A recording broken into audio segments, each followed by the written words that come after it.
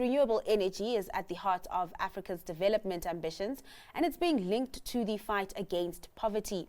As the first Global Citizen Now Summit takes place on African soil, the spotlight is on how clean energy can accelerate growth ahead of the G20 Summit.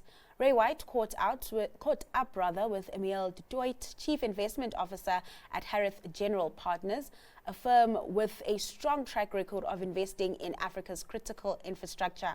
Let's take a look. Yeah, I think this Global Citizen, especially the G20, is a good catalyst for Harith in order to be able to do more on the continent. We've already historically done about 1,500 megawatts of energy on the continent, delivering power to millions of homes. And we think this is a great opportunity really to amplify that and just do much more. I think around the circumstances of the G20, we've already been meeting a lot of business leaders from the US and the UK, etc. Very interesting discussions around overcoming some of the challenges and trying to do more on the continent. So I think we're literally looking at exceeding what we've done before. Yeah, it is Global Citizen now, not yesterday. Is there an impatience to get renewables out? Definitely. Renewables and energy in general, I think if you look at the African continent, you still see that there's 600 million people that don't have access to electricity. And that's just something as simple as switching on the light and being able to study. So I think there's definitely an urgency.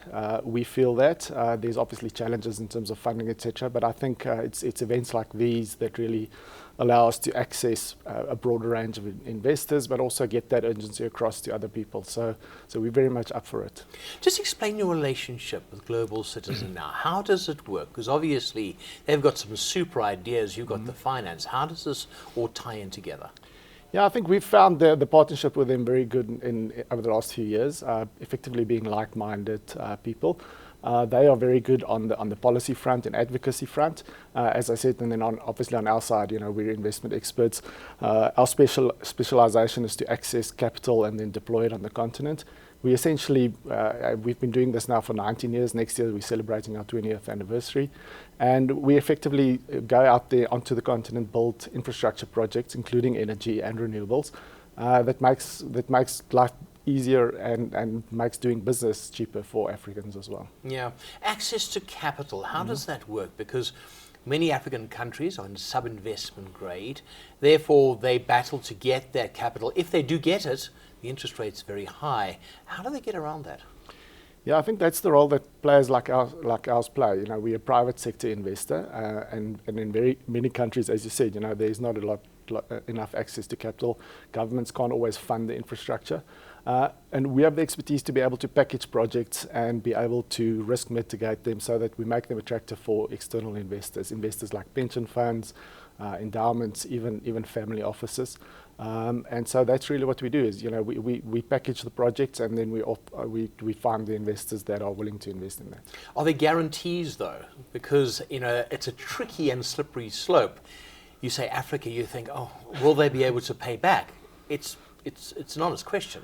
As I said, we've been doing this for 19 years and we have got the T-shirt by now. We've learned a few lessons, but ultimately we generally do have a lot of measures that we put in place. So it's not always guarantee backed, but there are issues like political risk insurance and just project level also mitigations that we put in place to ensure that not only does the project deliver, it delivers the right product, but also that we get paid at the end of the day.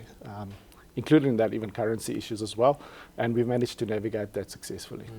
Emile's success stories, take us through one or two, because there's got to be a few that you're proud of and you thought that really worked. And it's not just renewable energy, it's also infrastructure, it's roads, it's bridges. Yeah, I think on the renewable side, a really good project is probably one of the landmark projects in Africa. The largest wind power project is in northern Kenya. We're the biggest investor in that project. It's the 310 megawatt wind farm project. And that was essentially, we reached financial close on that project in 2014, ultimately started operating 2019. And we've now been operating 6-7 years successfully, delivering energy to about 1.5 million households in Kenya. So that's a really, really successful project. And even just the development impact around that project, the communities around the project, the impact's been significant. We assist them with issues around social, water, housing, education, all of those kind of things. So that's a really good project that we always hold up as a good example.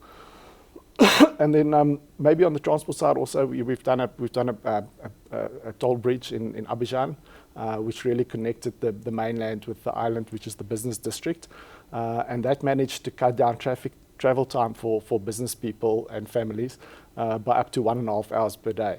So you can imagine the impact that it has on people's lives, and also bring down the cost of traveling to work and back.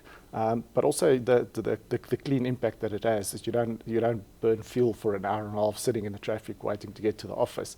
As you can see, these infrastructure projects has serious direct and indirect impacts to the people in the countries where we build them. Yeah. What's the buy-in from governments? Because especially South Africa's government, we want to see private sector enter into these big projects. Other African nations as well, are they looking to the private sector? How does your relationship work? I think some other African governments were almost leading in this case. South Africa has historically been a little bit reluctant. We've had these big monopolies and SOEs, thinking about Eskom, Transnet, etc. But we have seen now almost the need over the last few years for private sector to come into power generation. We've seen that with Eskom. We've seen the ability that you can now construct up to 100 megawatts in South Africa and get a licensing for that, where previously only Eskom could have done that. So that's opened up already. Transnet is currently in that phase of opening up to PSP, private sector participation projects. We are actually invested heavily in the rail sector as well. One of our largest investments is actually in a company that's the largest owner of locomotives on the continent, private sector owner of locomotives on the continent.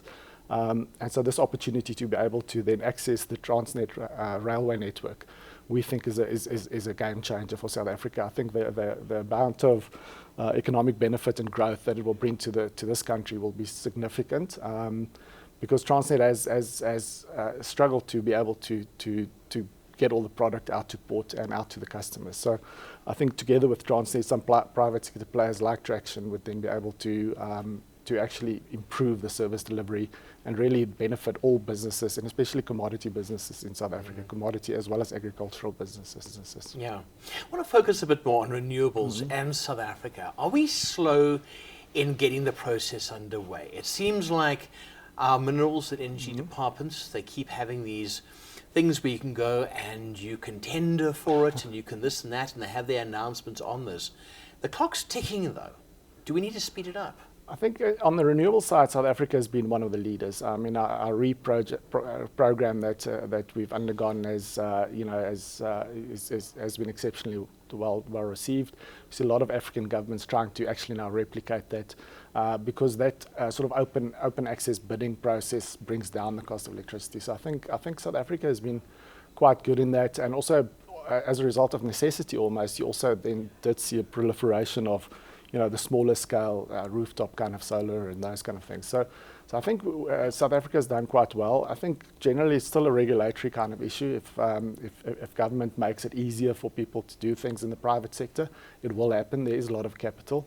And one of the challenges is just finding the right kind of product that is attractive to investors. I just spoke to a US investor yesterday, and he's got a significant amount of investors that are really keen, even individual investors, they're really keen to invest in renewables in South Africa, and they've got the right products. So now our job is to basically match investors like that with real projects on the ground. And that's obviously what we're pushing on doing. I think so we are doing quite a lot. Now, South Africa's got its challenges as well. So we've got here load reduction. Load reduction is not load shedding. It's if in a certain area too many people provide illegal connections. This could be something that's super renewable energy for townships, for areas where this is happening, because if there's enough sun, there's enough energy, this is a great solution. Yeah, I think there's a lot of models we're looking at. Even on the fiber side, we're doing a similar business also where, initially you had big businesses connected to fiber. Now we're rolling out into the townships like Alexandra, Soweto, etc. And you're seeing just the product set being able to break down large scale infrastructure delivery into the poorest of the households. And I see the same kind of model being replicable for energy. Again, some of the discussions we've been having around the conference already has been around models where you can use renewables, because one of the challenges that we do have in terms of large-scale renewables, and I think that's where some of the sort of slowness that you've talked about is because of the transmission and transmission network. So you can build very large-scale renewable projects, but then you can't get the energy to the people. There's also the different model where you can build the smaller scale closer to where the people live and sort of have decentralized energy networks. And I think that's where a lot of the growth will be going forward, not only for South Africa, but also for the rest of Africa. Yeah. Talking about the rest of Africa, do you find a reluctance from some countries? I'm thinking about the central belts of Africa, where you have a few countries there who they've seen one or two coups. They've got organizations like Wagner operating. Are there some no-go areas? I think generally we look at projects not from a top-down level. So if a project's a good project, we would look at doing that in probably most African countries. Having said that, we also are very cautious that the teams and the people that we put in the field need to be safe. So there's probably every now and then 2 or 3 or 4 countries that we would just typically avoid. But Africa is a really big place. There's obviously 54 countries. We've got projects all over the place, and so there's no shortage of good projects that we can invest in. And the countries that sort of have the frameworks that make it easy for private sectors like ourselves to come and invest in infrastructure, those are the ones that attract the capital first. Yeah. Global Citizen now comes at a very interesting time. We've had the B20, Yeah. we have Global Citizen now we have the G20 as well. How does this all tie together? I think it's really just rallying people with the same kind of objectives around a table, and being not able to just talk about things, but get business people around sharing ideas. And even I think what Global Citizen also does, it spurs people to action. So you'll see some commitments being made even today as well. By our companies and other companies as well. So that's really the initiative. We use this opportunity to make commitments, and then we challenge Global Citizen to hold us accountable to that. And I think that's a really good framework, and they've been successful in doing that across many sectors in many regions in the world, with the ultimate goal of actually, reducing poverty around the world. So I think that's a really good challenge. Yeah. Final question. You don't have to answer it. What's your next big project? I think essentially we're currently building a power plant in Sierra Leone, which is quite a unique situation as well. And that project will actually double the generating capacity in the country. So, it's maybe not big if you look at it in the South African context, but for a country like that, that's a really big project. So, to us, we really look at the impact of what our projects does and where they are. And so that's one of them. And as I said, one of our big focus areas at the moment is really South Africa, especially on the transport side. So I've talked a little bit about rail. We are investing seriously in that, and we'll continue doing that. But then also we've been looking at issues around ports and border posts and those kind of things. So really just making it easier to trade across Africa, but also with non-African partners, and just bring down the cost of doing business. We think ultimately that will push up GDP and just create lots more jobs for South Africa, which is what we really need. That was Emile du Toit, Chief Investment Officer at Harith General Partners.